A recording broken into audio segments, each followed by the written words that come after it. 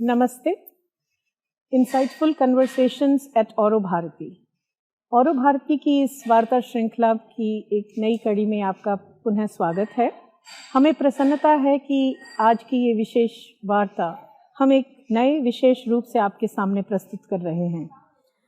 कुछ सप्ताह पूर्व पुणे महाराष्ट्र से एक कलाकार पांडिचेरी आई थी और उन्होंने श्री अरविंदो सोसाइटी में यहाँ पे एक विशेष कार्यक्रम प्रस्तुत किया था जिसने दर्शकों का मन मोह लिया।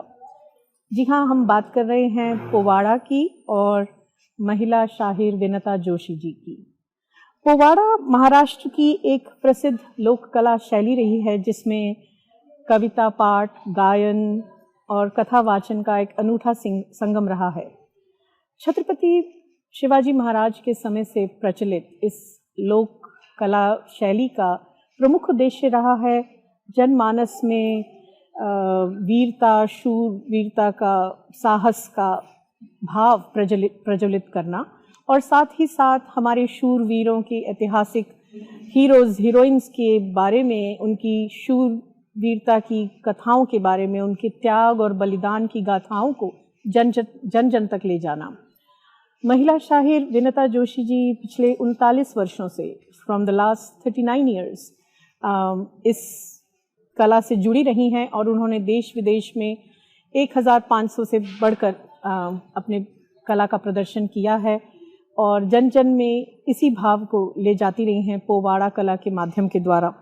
और उन्होंने अभी हाल ही में एक श्री अरविंद के जीवन चरित्र के बारे में एक पोवाड़ा और अभिवाचन लिखा था जिसको उन्होंने सर्वप्रथम श्री माँ और श्री अरविंद के चरण कमलों में समर्पित किया अपनी एक प्रदर्शन के द्वारा जो यहाँ श्री अरविंद सोसाइटी में आयोजित किया गया था, जिसका दर्शकों ने बहुत अच्छे उत्साह से वेलकम किया। और वो यहाँ पे केवल 2 दिन के लिए थी, तो उनकी कला प्रदर्शन के अगले ही दिन हमें थोड़ा अवसर प्राप्त हुआ उनसे एक छोटी सी वार्तालाप करने का, जो अभी हम आपके सामने आपको दिखाएंगे। इस वार्ता में विनता जोशी जी हमें बता रही हैं पोवाड़ा के इतिहास के बारे में, पोवाड़ा की विशेषताओं के बारे में और अपनी कला साधना के बारे में। हम अपने दर्शकों को ये भी बता दें कि विनता जोशी जी एक ऐसे परिवार से संबंध रखती हैं जिसमें पीढ़ी दर पीढ़ी देश प्रेम और भारत माँ के लिए त्याग और बलिदान की भावना सर्वोपरि रही है। विनता जोशी जी वीर सावरकर जी के परिवार की वंशज हैं और अपनी ही पोवाड़ा कला के माध्यम से देश प्रेम की भावना जन जन तक ले जाती रही हैं। तो आइए सुनते हैं एक छोटी सी और देखते हैं एक छोटी सी वार्ता महिला शाहिर विनता जोशी जी के साथ।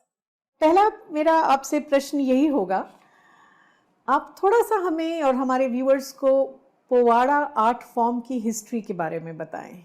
इट्स ओरिजिन, इट्स बैकग्राउंड और उसका मराठी हिस्ट्री के साथ क्या रिलेशन रहा है। पोवाड़ा ऐसा आर्ट है, पोवाड़े के ये माध्यम से वीरों को वीरश्री मिलती है, लड़ने के लिए स्पिरिट मिलता है। और ये इसका स्टार्टिंग जो हम देखें, पीछे मुड़ के देखें तो शिवाजी महाराज के टाइम से, उसी वक्त से पोवाड़ा का ये परफॉर्मेंस का ये जो इतिहास चलता आ रहा है।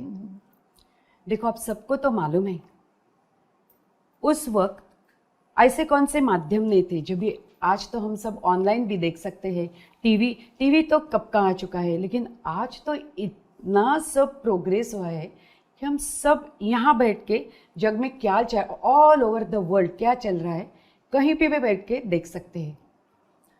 शिवाजी महाराज के उस टाइम में जब हमारे वीर योद्धा लड़ने के लिए अपना अपना घर, अपनी फैमिली छोड़ के बाहर जाते थे, और वहाँ की लड़ाई ऐसी होती थी कि एक बार वो सैनिक घर के बाहर गया तो ज़्यादा से ज़्यादा 6-7 महीने तक वो घर भी नहीं लौट सकता था। लड़ते लड़ते लड़ते कभी कभी तो निराश भी हो सकता है ना। तो उस बार शाहिर, अभी आपने जो बोला कि जो पोवाड़ा परफॉर्म करते हैं उनको शाहिर कहते हैं, तो शाहिरों का वो काम ही रहता था कि अपने ऐसे प्रभावशाली गायन से पोवाड़ा यानी क्या कि वीरों की स्टोरी, और वो स्टोरी कैसे प्रेजेंट की जाती है, तो अपने गायन से भी प्रेजेंट की जाती है और निवेदन करके उसका स्टोरी रूप में बता के भी कह सकते हैं हम। तो उस टाइम ऐसा होता था, शाहिर लोग पोवाड़ा परफॉर्म करते थे तो वीरों को जो अभी अनुत्साही दिख रहे थे, जो उनके अनुत्साह उनके शरीर में अब भर गया था, तो वो वीर भी उनसे अगेन वीरश्री ऐसी बाहर के उठती थी उनके शरीर में, और फिर एक बार लड़ने के लिए वो वीर तैयार हो जाते थे। ऐसी पोवाड़ा हिस्ट्री ऐसा बताती है कि वो वीरों का चरित्र सुंदर रूप से आपके सामने रखना है, जिससे श्रोता को वीरश्री मिलेगी। और यही फिर कंटिन्यू हो गया। फिर शिवाजी महाराज के बाद पेशवेकालीन जमाना आ गया। उसी समय भी ऐसा ही लड़ने का तो कुछ तरीका ऐसा इतना तो बदला नहीं था, ऐसा ही सैनिक निकलता था, लड़ता था, और उसी समय भी शाहिर उनको इंस्पायर करते रहते थे। ऐसी हिस्ट्री है पोवाड़ा की। और पोवाड़ा यह ऐसा शक्तिशाली माध्यम है कि अपना कौन सा भी सामाजिक प्रश्न भी हो तो पोवाड़ा के माध्यम से आप लोगों तक पहुंचा सकते हैं। अपीलिंग माध्यम है वो। ओके, तो आप कब से अट्रैक्ट हुई इस आर्ट फॉर्म के साथ, और कब से आपने सीखना शुरू किया, और आपकी क्या बैकग्राउंड रही? पोवाड़ा ऐसा मैंने किसी से जाके सीखा नहीं है। ये तो ऐसा है, जब मैं 9वीं कक्षा में थी, मैं नासिक महाराष्ट्र से हूँ, और जब मैं 9वीं कक्षा में थी तक तो मैं भी चाइल्डहुड में मुझे भी ऐसा कुछ पोवाड़ा रहता है, इतना अच्छी तरह उसका इफेक्ट रहता है, नहीं मालूम था। लेकिन जब मैं 9वीं कक्षा में थी, हमारे स्कूल में एक टीचर आई थी, मुंबई से थी वो, और उन्होंने झांसी की रानी का एक सुंदर सा पोवाड़ा हमें गा के सुनाया। अच्छा। हम तो सब लोग, इतना इंस्पायरिंग पोवाड़ा था वो, हमें तो बहुत अच्छा लगा। फिर हम हमारे क्लास टीचर के पास गए और उनसे बोले कि हम भी हमारे गैदरिंग में ऐसा ही पोवाड़ा सादर करेंगे। उसके बाद पोवाड़ा की बहुत कैसेट महाराष्ट्र में मिलती है, तो हमने एक कैसेट खरीदा। वो कैसेट था बाबा साहेब देशमुख का तानाजी का पोवाड़ा, वीर तानाजी सिंहगढ़ का पोवाड़ा। तो उस कैसेट से मैं और मेरी सहेली थी गंगा रत्नपारखी करके, हम दोनों ने खाली उस कैसेट को सुन के एक बार सुना, 2 बार सुना, 10 बार सुना, और बस हमने हमारा एक ढंग बना लिया कि हम भी पोवाड़ा गाएंगे अपने ढंग से। और उस बार गैदरिंग में हमने वो पोवाड़ा प्रेजेंट किया। वो इतना अच्छा असर सब लड़कियों पर, सब स्टूडेंट्स पर, सब टीचरों पर हुआ, हम तो बहुत खुश हो गए। उसके बाद आया 1983, मेरा तो 10वीं का वर्ग भी शुरू हो गया था। Basically 1983 was Veer Savarkar's 100th birth anniversary. अभी वो जो जन्म शताब्दी वर्ष था, मेरे मन में तो था कि कुछ तो सावरकर जी पे अच्छा सा कार्यक्रम करना चाहिए, मुझे करना चाहिए, ना कि लोगों को करना चाहिए, मुझे तो कुछ तो करना चाहिए, लेकिन हटके हो। ऐसा नहीं कि सब कॉमन है, कुछ ड्रामा प्रेजेंट करते हैं, कोई उनके गाने तो इतने अच्छे हैं, वो भी बहुत लोग अच्छी तरह से गा लेते हैं, लेकिन ऐसा तो नहीं, उनका जीवन चरित्र लोगों तक पहुंचाना है, तो क्या करें। तो अभी जब मैंने बताया कि 9वीं कक्षा में मेरे हाथ में ऐसा एक बलशाली माध्यम आ गया था पोवाड़ा, जो बहुत ही असरदार है, तो मैंने सोचा क्यों ना हम सावरकर जी पर एक अच्छा सा पोवाड़ा सादर करेंगे। उसके बाद में शाहिर गोविंद स्वामी अफड़े, उन्होंने वीर सावरकर जी पे बहुत अच्छा पोवाड़ा लिखा है, उनके जीवन चरित्र पर लिखा है। तो मैं उनके पास गई, उनसे मैंने परमिशन ली कि आपका पोवाड़ा मैं गा सकती हूँ क्या। बहुत खुशी उन्होंने परमिशन, वो भी सावरकर जी को बहुत मानते थे, तो उन्होंने बहुत खुशी से परमिशन दे दी। और उसी समय से 28 मई 1983 मेरा पहला कार्यक्रम साने गुरुजी कथामाला, जब मैं 10वीं कक्षा में थी, मैंने सादर किया। और उसके बाद मालूम नहीं क्या हुआ, एक के बाद एक, बस। पोवाड़ा के कार्यक्रम। और अभी आप पिछले 39 इयर्स से परफॉर्म कर रही हैं and more than 1000 I think 1055 performances in India and in many countries abroad. Yes. So you know it all started from that one Jhansi ki Rani that you witnessed. तो आप थोड़ा सा एक झलक देंगे? हाँ, मैं अभी बताया मैंने सावरकर जी से मैंने शुरुआत की, लेकिन एक जब ऐसा समय आया कि अब हमारे नासिक में ना झांसी की रानी का एक बहुत बड़ा स्मारक है और उस स्मारक का कुछ तो भी 50th एनिवर्सरी वगैरह कुछ तो भी चल रहा था। तो मेरी टीचर थी, मेरे नासिक के स्कूल की टीचर थी, उन्होंने बहुत अच्छा पोवाड़ा लिखा झांसी की रानी पर और मैं गाती थी।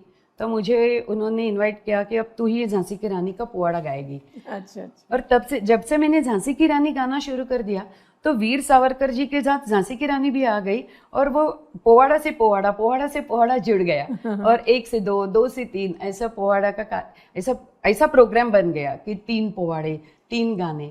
तो उस वो झांसी की रानी का पोवाड़ा मैंने 85 से मैं गा रही हूँ, 1985 से। तो अभी मैं छोटा सा एक झलक दिखाइए ताकि हमारे ऑडियंस को भी definitely I will sing Jhansi की रानी झलक। उसकी रचनाकार है श्रीमती कुमुत्ताई अभ्यंकर और मैं झांसी की रानी का पोवाड़ा एक छोटी सी झलक सुनाई जा रही हूँ।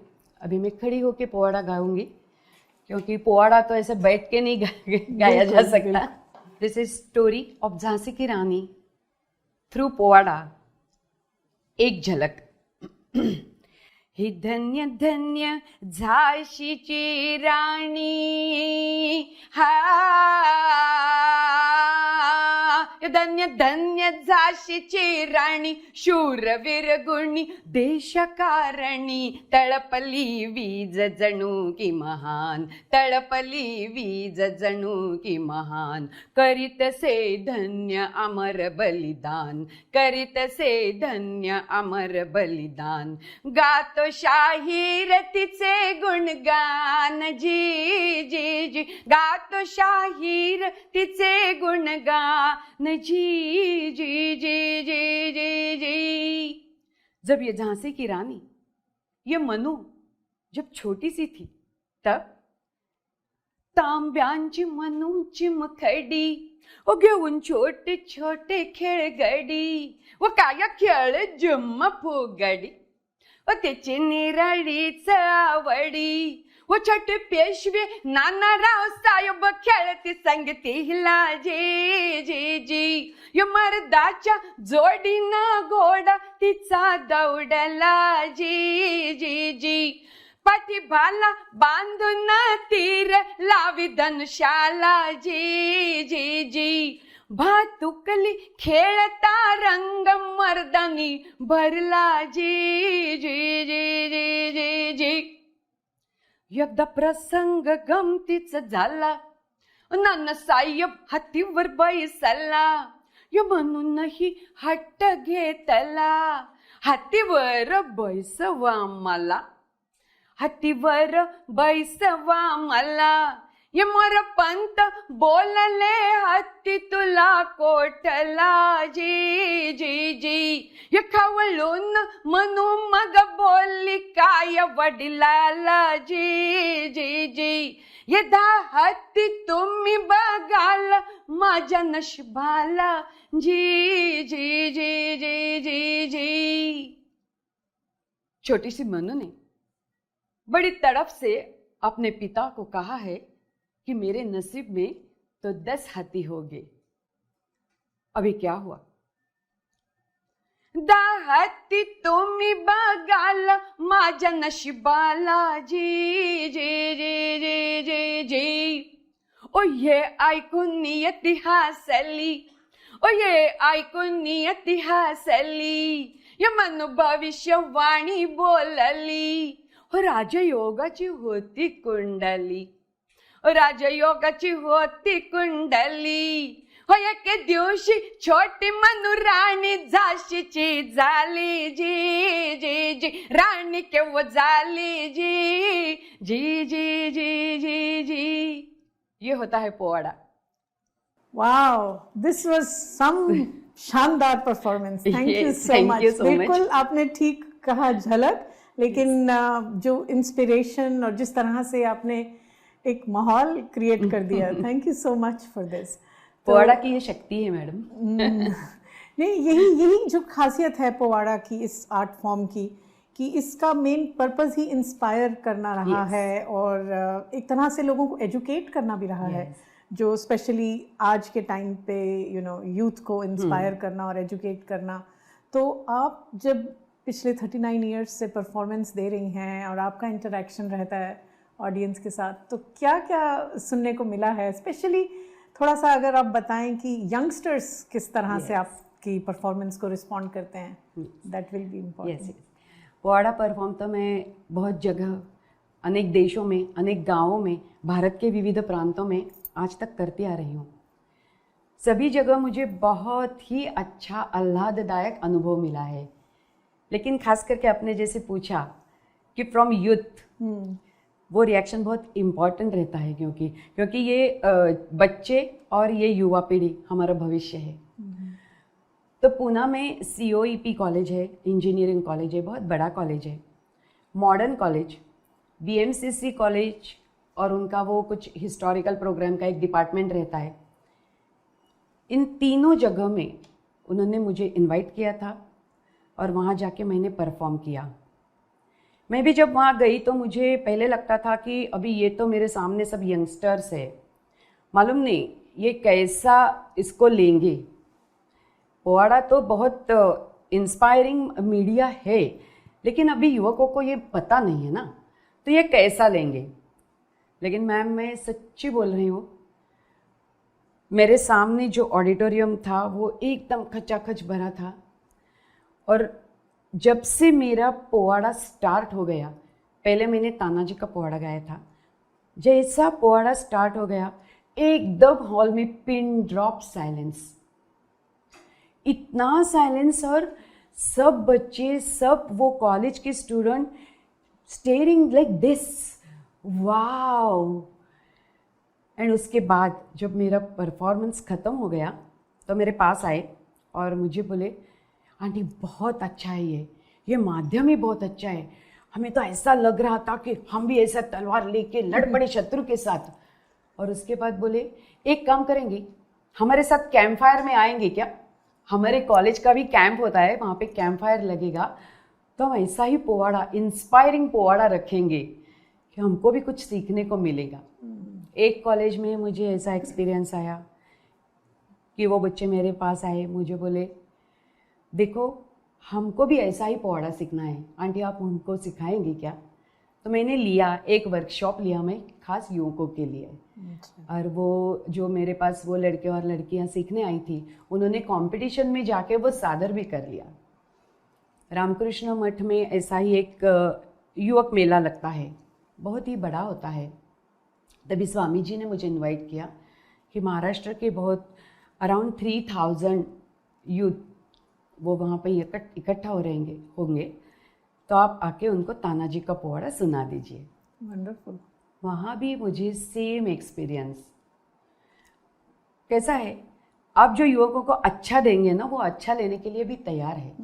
जो मिलता है वो लेते हैं, अच्छा दो वो अच्छा लेते हैं। तो उनके साथ भी एक्सपीरियंस बहुत अच्छा ही है। चिल्ड्रन के साथ बोले तो मैं तो चिल्ड्रन के लिए एक वर्कशॉप रखती हूँ, वहाँ भी बच्चे सीखने को आते हैं। अपने स्कूल के गैदरिंग में, उनके फैंसी ड्रेस कंपटीशन में वो परफॉर्मेंस देते हैं और उनको प्राइज़ भी मिलता है, वहाँ भी बहुत अच्छा। जब मैंने एक स्कूल में मुझे इनवाइट किया, बोले हमारे गैदरिंग में एक ऐसा ही परफॉर्मेंस करना है। मैंने बोला हाँ, बच्चे ही गाएंगे, और खाली गाएंगे नहीं, क्योंकि बच्चे तो छोटे हैं, इतनी ताकत से नहीं गा सकते, तो छोटे बच्चे वहाँ पे गाएंगे और मैं उनके साथ रहूँगी। और वो स्टेज का हाफ पार्ट जो होगा, उसमें वो जो गाएंगे ना, उसका दृश्य स्वरूप हम दिखाएंगे। हमने सावरकर जी का पोवाड़ा किया था, तो वहाँ पे बच्चे गा रहे थे, सावरकर की जीवन कथा बता रहे थे। और यहाँ पे जो बच्चे थे फैंसी ड्रेस में वो आए थे, एक सावरकर बना था, एक जेलर बारी बना था, और वो सब अंडमान का वो जो दृश्य है हमने वो स्टेज पे दिखा रहे थे।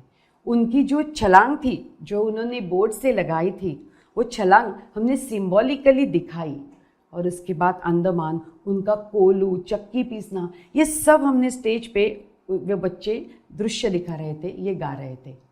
बच्चे 5वीं कक्षा में चले गए। 5वीं कक्षा में उनको हर एक तो ऐतिहासिक जो उनको प्रश्न रहता है, तो एक प्रश्न का उत्तर ऐसा था कि सभी बच्चों के पेपर में सेम आंसर, और इतना बड़ा बड़ा, जो कि किताब में इतना तो कुछ नहीं था, खाली एक वाक्य में क्रांतिकारियों के बारे में लिखा रहता है किताब में, वैसा ही एक वाक्य में था। 18 आई थिंक वो क्वेश्चन 1897 के वो प्लेग जो आया था ना, उसके बारे में कुछ पूछा करते थे परीक्षा में, एग्जाम में वो प्रश्न। पर सभी बच्चों ने, जो मेरे पोवाड़ा प्रोग्राम में शामिल थे, वो सभी बच्चों ने इतना बड़ा बड़ा बड़ा आंसर लिख दिया, क्योंकि वो सादर किया था, मैंने उनको स्टोरी बताया था और ये गा रहे थे। तो टीचर को भी बहुत आश्चर्य लगा कि ये इतना आंसर ये किताब में नहीं है, ये सब ने कहाँ से लाया इतना आंसर, और थोड़े फेरफार करके सबका आंसर सेम है। तो उन्होंने पूछा कि ये इतना आंसर आपको कहाँ से मिला, ये किसने बताया? तो बोले नहीं नहीं, बताया तो नहीं है, ये तो हमने किया है ना, स्टेज पे हमने दिखाया है कि वो कैसा आता था, वो कैसा हमारे लोगों को मारपीट करता था, हमारे क्रांतिकारक उस समय क्या करते थे। ऐसा रहता है हिस्ट्री सिखाना, ऐसे सिखाई जाती है हिस्ट्री। बिल्कुल बिल्कुल सही बात कही आपने, क्योंकि मेरे दिमाग में यही एक मतलब प्रश्न भी आ रहा था कि मैं अपना जब टाइम याद करती हूँ हिस्ट्री की क्लासेस में, कितना बोरिंग सा लगता था कि पढ़ाना। और सिर्फ आई थिंक एक क्लास का मुझे याद है, जो कि मेरी जो टीचर थी वो ऐसे डेस्क पे बैठ के स्टोरी की तरह सुनाती थी हिस्ट्री। तो वही पीरियड मुझे सबसे अच्छा लगता है इंडियन हिस्ट्री में। तो यही जो एक स्टोरी टेलिंग का एक फॉर्म है जो आपका पोवाड़ा है, और जो आपने अभी बताया कि उस कक्षा के बच्चों ने किया, तो I hope you know more of our educational curriculum designers will take practical knowledge is more important than that theory in your books. Exactly. और इस तरह से आर्ट फॉर्म को, पॉपुलर आर्ट फॉर्म को, क्योंकि अभी हम पॉपुलर कल्चर के नाम पे क्या दिखाते हैं, you know, everybody knows, we don't need to discuss that. तो इस तरह की अगर इंस्पायरिंग स्टोरी सिखाई जाए, और श्री अरबिंदो ने तो एक जगह आर्ट के बारे में बहुत अच्छे एसेस लिखे हैं, नेशनल वैल्यू ऑफ आर्ट, और उसमें एक पॉइंट उनका यही है कि आर्ट एजुकेशन के लिए कैसे यूज किया जा सकता है। So you have given us a perfect example of that. Now speaking of Shri Aurobindo, कल आपकी हमने परफॉर्मेंस यहाँ पे देखी, जिसको आपने पोवाड़ा अभिवाचन कहा, जो आपने श्रीमान श्री अरविंद को अर्पित किया है और श्री अरविंद के जीवन चरित्र पे लिखा है। तो उसके बारे में थोड़ा सा बताएं कि कैसे उसकी इंस्पिरेशन आपको आई और क्या आपका प्रोसेस रहा। यहाँ पे पौंडीचेरी में अभी मैं दूसरी बार आई हूँ। पहली बार तो मैं आई थी 2019 में। उस समय मेरा बहुत बड़ा प्रोग्राम था पौंडीचेरी में, आश्रम की वो जो स्कूल है वहाँ पे रखा गया था। एक एग्जीबिशन शिवाजी महाराज के जीवन पर लगा था, और उसको रिलेट करके हमने एक पोवाड़ा प्रोग्राम के लिए हमको इनवाइट किया था। तो जब मैं यहाँ आई ना, तो मुझे खाली इतना ही पता था, मैं सच में बताती हूँ कि इतना ही पता था कि योगी अरविंदो पहले तो एक बहुत बड़े क्रांतिकारक थे, और उसके बाद यहाँ पे उन्होंने आध्यात्मिक क्रांति की, पौंडीचेरी में वो योगी बन गए। बस उनके जीवन चरित्र के बारे में ज़्यादा कुछ पता नहीं था। मैंने तो मन में सेवा भाव ही रखा था कि जाएंगे, सेवा करके आएंगे। और जब मैं यहाँ आई, वो स्कूल में जो स्टेज है, मुझे बताया गया कि उस स्टेज पे आपका प्रोग्राम रखा गया है। उस स्टेज का महत्व मुझे पता ही नहीं था, अनभिज्ञ थी मैं उस महत्व से। मैंने सोचा कि अरे स्टेज ओपन होगा, थोड़ा मेरी आवाज़ को थोड़ी सी तो तकलीफ़ हो जाएगी, हॉल में रखा होता तो अच्छा होता। लेकिन फिर मैंने ठान लिया कि नहीं, मैं तो सेवा भाव से आई हूँ, यहाँ पे मुझे सेवा करना है, या स्टेज हो या हॉल हो। और जैसे मैं स्टेज पे चढ़ी, बहुत ही अच्छा परफॉर्मेंस हुआ। मेरे सामने जो ऑडियंस था बहुत ही खुश हो गए सब। और उसके बाद मेरे परफॉर्मेंस के बाद मुझे ऐसा बताया गया कि ये स्टेज जो है, यहाँ पे आने के लिए, यहाँ पे परफॉर्म करने के लिए बहुत बड़े बड़े कलाकार वो कहते हैं कि हमें यहाँ परफॉर्म करना है, लेकिन सबको ये नहीं मिलता। आपको ये आपने मांगा भी नहीं और आपको ये मिल गया है, क्योंकि ये स्टेज जो है यहाँ पे अभी भी मैं बोल रही तो ऐसा मुझे एकदम ऐसा अच्छा सा महसूस हो रहा है कि यहाँ पे माता जी बैठा करती थी और वहाँ पे वो साइन करने के लिए वो जो पेड़ है बकुळीचं झाड, मराठी में हम कहते हैं, उसके नीचे वो बैठ के कुछ साइन करती थी पेपर, और वहाँ ही मेरा वो परफॉर्मेंस था। और मालूम नहीं, मेरा जो सावरकर जी का जब चल रहा था, एक वचन है, वो वचन चल रहा था, तो वो जी बकुल फुले यानी कि वो जो फ्लावर्स थे वो नीचे भी आके गिर रहे थे। और माता जी अरविंदो और वीर सावरकर जी, एक ऐसा एक हवा का झोंका आया और जो कुछ वो अनुभूति थी कि सब एक क्रांतिकारक योगी है, एक प्योर क्रांतिकारक है और उसने सामाजिक क्रांति की है, और ये दोनों क्रांतिकारक, एक योगी, एक क्रांतिकारक और सामाजिक क्रांतिकारक, एक दूसरे को प्रणाम कर रहे हैं। ऐसा मैंने अनुभव किया है और ये अनुभव इतना प्योर है कि मेरा वो जो परफॉर्मेंस है वो भी मेमोरेबल हो गया है। उसके बाद मैं घर चली गई। मैंने यहाँ से एक अरुण नूलकर जी ने एक मराठी में चरित्र लिखा है श्री अरविंदो को, तो वो मैं लेके चली गई। मैंने सोचा कि अभी तो मुझे पढ़ना तो चाहिए ना कि ये क्या है सब, तो मैंने वो पढ़ा, घर जाके पढ़ा और मैंने अच्छा है, बहुत अच्छा लिखा है करके बाजू में रख दिया। मालूम नहीं, मैं भूल भी गई। पर उसके बाद 6 महीने बाद मुझे ऐसा महसूस होने लगा कि मुझे तो एक बार फिर पढ़ना ही चाहिए, पढ़ना ही पड़ेगा मुझे वो चरित्र। मैंने निकाला, फिर मैं पढ़ना शुरू किया। बस मैं तो उसमें ऐसी बहती चली गई और मेरे अंदर से वो पोवाड़ा आने लगा। श्री अरविंदो, श्री माता जी, उनके ऊपर मैंने सोचा भी नहीं था कि कभी मैं उनके ऊपर ऐसा कुछ पढ़ूंगी और मेरे अंदर से ऐसा कुछ आएगा कि जो मैं लिखूंगी उनके बारे में, और वो पोवाड़ा आ गया। और वो जो पोवाड़ा है, अरविंदो तो आध्यात्मिकता में इतने बड़े हैं, सारे जग में श्री अरविंदो जैसा दूसरा कोई इतना आध्यात्मिक नेता नहीं है। तो अरविंदो पर जो मैंने लिखा वो मैंने बोला कि वो खाली पोवाड़ा नहीं रहेगा, उसमें आध्यात्मिकता भी भरी रहेगी, तो वो अभिवाचन भी बन गया। इंस्पायरिंग भी है, आध्यात्मिक भी है, और उस ये जुड़ के बन गया पोवाड़ा अभिवाचन। Thank you. आप बात कर रही थी, आपको सुनने के साथ भी हमें लाइक वो गूज़बम्प्स से हो रहा था। तो it is such a beautiful inspiring story. तो जैसे हमने कल इवनिंग में भी आपकी ये स्पेशली इस वाली परफॉर्मेंस में जो पोवाड़ा अभिवाचन था श्री अरविंदो के जीवन चरित्र पे, उसमें एक खास जो मुझे ऐसा लगा कि वीर रस तो जहाँ आप उनकी मतलब रिवोल्यूशनरी क्रांतिकारी वो वाले प्री पौंडीचेरी फेज की बात कर रही थी, तो उसमें एक वीर रस भी था। और फिर आप उनके जब अंतर यात्रा के बारे में बात बता रही थी, अलीपुर के वो जेल में सब जगह कृष्ण कृष्ण कृष्ण और कृष्ण, राइट, वहां से शुरू हुआ आध्यात्मिक प्रवास, और बाद में उनकी बाकी पौंडीचेरी फेज का भी, तो उसमें एक तरह से शांत रस या, तो आपने कहा कि आपने कुछ ऐसा फॉर्मली कभी सीखा नहीं, लेकिन इतनी पकड़ डिफरेंट काइंड्स ऑफ रसा के ऊपर और कैसे वो कन्वे करना है अपनी परफॉर्मेंस के थ्रू, ये तो मदर की गिफ्ट ही हो सकती है आपको। ये गिफ्ट ही है। ये मैंने बचपन से तो मैं हरदम वक्तृत्व स्पर्धा और वक्तृत्व और ड्रामा कंपटीशन, उसमें तो मुझे प्राइज़ मिलते थे। लेकिन पोवाड़ा खाली ड्रामा भी नहीं रहता, खाली वक्तृत्व भी नहीं था, खाली गाना भी नहीं है, उस सब कलाओं का वो संगम है, फिर पोवाड़ा बनता है। तो उस कलाओं का संगम है ना, वो अंदर से आ जाता है। मेरी जो नानी माँ थी लक्ष्मीबाई सावरकर, मेरी माँ की मदर लक्ष्मीबाई सावरकर, जब से मैंने पोवाड़ा गाना शुरू किया तब उसने मुझे बताया कि तू तो, मेरे जो नाना थे डॉक्टर नारायण राव सावरकर, स्वातंत्र्यवीर सावरकर के जो छोटे भाई थे डॉक्टर नारायण राव, वो मेरे नाना जब छोटे थे तब मित्र मेला करके जो संस्था थी उनकी, छोटे छोटे क्रांतिकारियों के।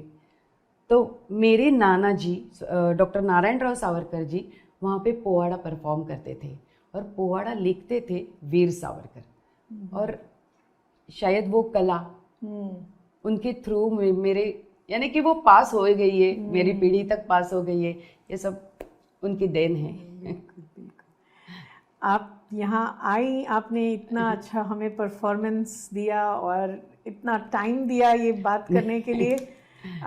मन तो कर रहा है कि और भी बात करें और भी पूछें, बट आई नो आप भी शॉर्ट विजिट के लिए हैं, तो I am just going to wrap up at this point.